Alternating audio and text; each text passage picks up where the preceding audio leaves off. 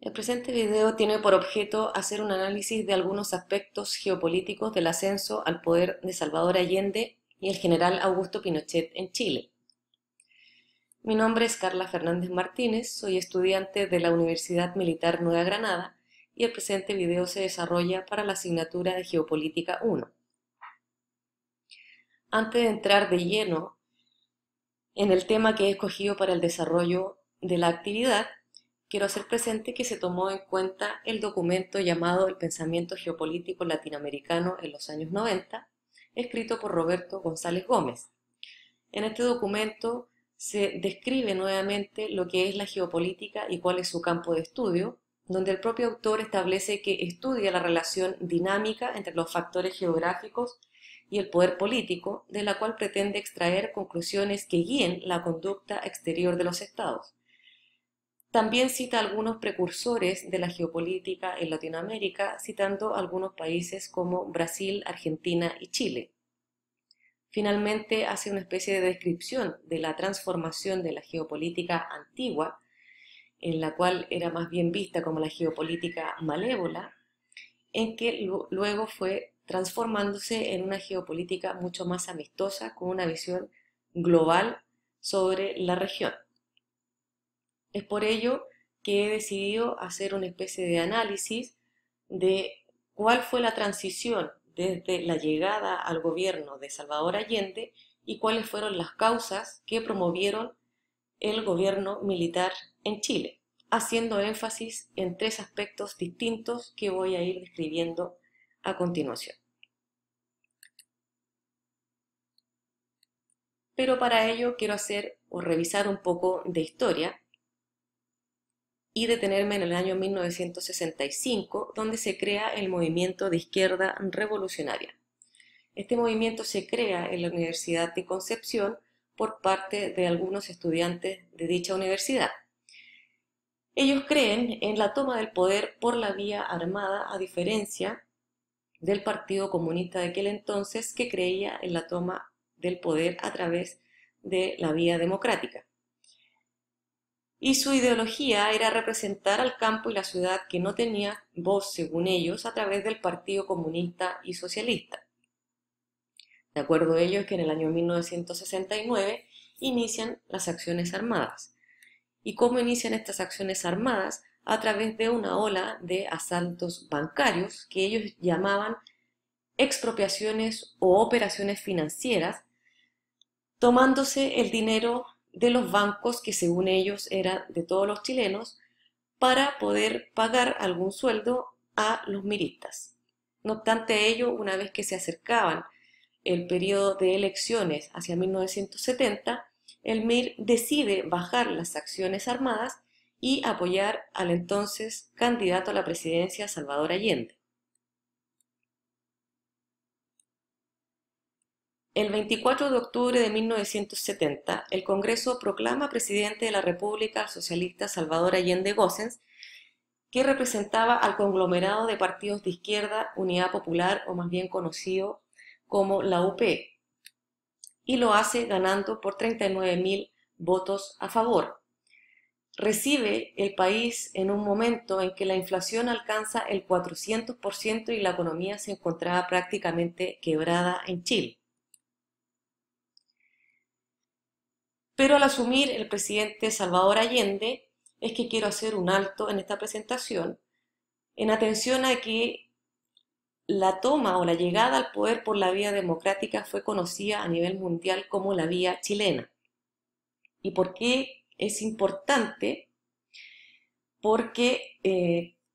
formaba parte de la ideología de la Unión Soviética de lograr alcanzar el poder a través de la vía democrática y no a través de la fuerza, como se había hecho a lo largo de la historia. Y es por ello que en Chile se da por primera vez en la historia que un presidente socialista asume, ¿no es cierto?, la presidencia de un país por la vía legal y la vía democrática.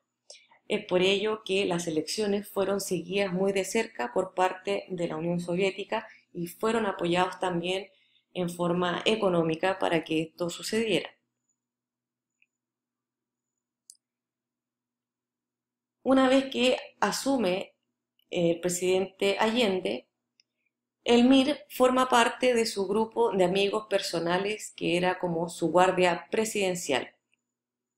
También el MIR empieza a proporcionarle información al presidente Allende de algunos supuestos complots en contra de su gobierno que se estaban generando en algunos movimientos de extrema derecha como Patria y Libertad o por parte de algunos militares, aunque en ese momento aún el ejército se encontraba respetuoso del gobierno recién asumido.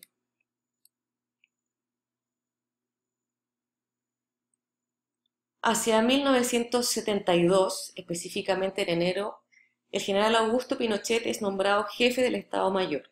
que vendría siendo como el segundo oficial de más alto rango a cargo del Ejército de Chile.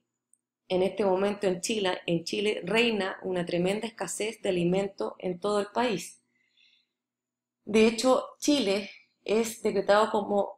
estar en el último lugar del crecimiento de Sudamérica, incluso la inflación alcanza en ese momento un 508%. Es por ello que entonces el sueño de la unidad popular empieza a desplomarse. En octubre de este mismo año se realiza el paro de camiones que dura un mes y que genera un gran desabastecimiento en el país. La gente comienza a tirarle maíz a los militares en símbolo o para denominarlos gallina por no tomar alguna acción con respecto a lo que se estaba viviendo en el país.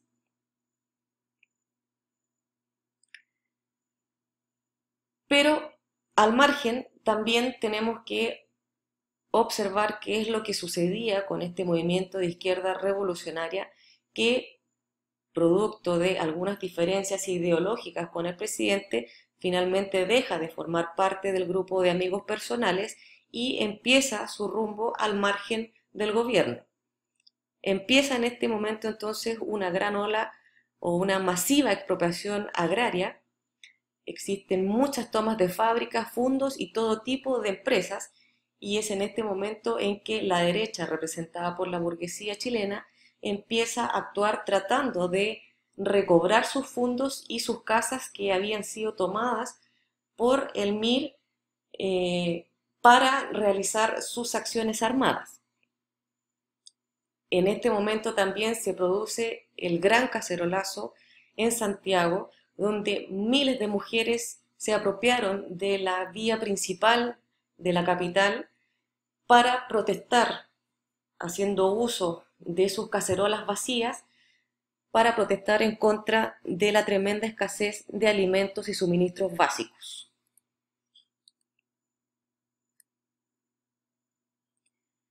En 1973, el presidente Allende llama a los militares a formar parte de su gabinete para tratar de instaurar una especie de manto de tranquilidad en la población y tratar de demostrar que finalmente el gobierno, perdón, los militares también formaban parte de su gobierno. Es en este momento en que los militares realizan un estudio y le entregan un documento con ciertas reformas financieras o económicas necesarias para sacar adelante el país. Pero este documento no fue tomado en cuenta por el presidente Allende y es este el motivo que empieza a generar un cambio de la visión de los militares hacia el gobierno de la Unidad Popular. De hecho, el 29 de junio del año 1973 se produce el primer intento de golpe de Estado que se conoció como el tanquetazo y que lo realizó el teniente coronel Carlos Súper. No obstante a ello, el entonces comandante en jefe del ejército, que era el general Prats, toma detenido a este teniente coronel Súper,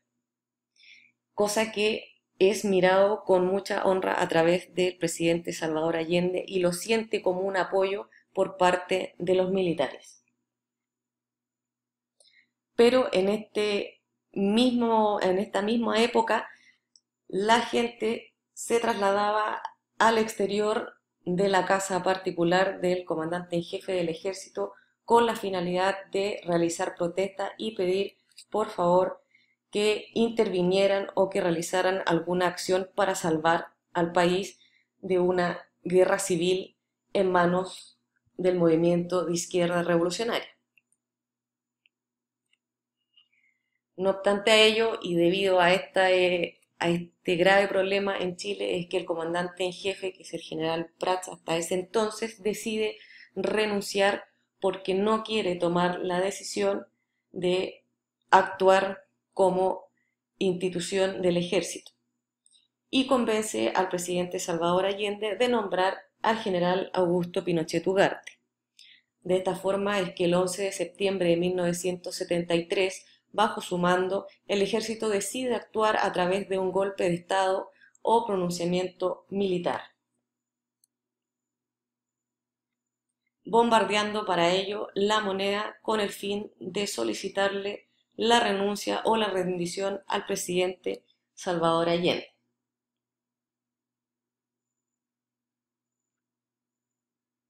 ¿Cuáles fueron las causas del fracaso del movimiento de izquierda revolucionaria? Es que una vez asumido el gobierno militar, se genera una especie de guerra entre la DINA, que era el Departamento de Inteligencia del Ejército, comandado por el general Manuel Contreras, y este movimiento de izquierda revolucionaria, donde se generan torturas, algunas personas que fueron exiliadas y finalmente hoy en día se conoce como la era de los detenidos desaparecidos, donde el ejército cometió algunos abusos en nombre de la llamada doctrina de seguridad nacional. Y también fracasó producto de que finalmente nunca lograron acaparar totalmente el pueblo. Es en este donde hago el segundo alto con respecto al análisis de esta transición geopolítica que hace el autor en este artículo con el cual comienzo el presente video, y es que durante el gobierno militar se realizaron torturas y se justificaron todos los hechos en base a esta denominada doctrina de seguridad nacional bajo el manto de esta geopolítica más bien malévola. Finalmente, el 11 de marzo de 1990, luego de realizado el plebiscito del sí o el no, donde se trataba de establecer o consultarle al pueblo si el general Augusto Pinochet debía continuar al mando del país, finalmente gana el no y asume el presidente Patricio Aylwin, y es el momento en que vuelve la democracia a Chile, y es también en este momento donde, junto con esta nueva geopolítica de los años 90, se torna una geopolítica mucho más amistosa y globalizada que busca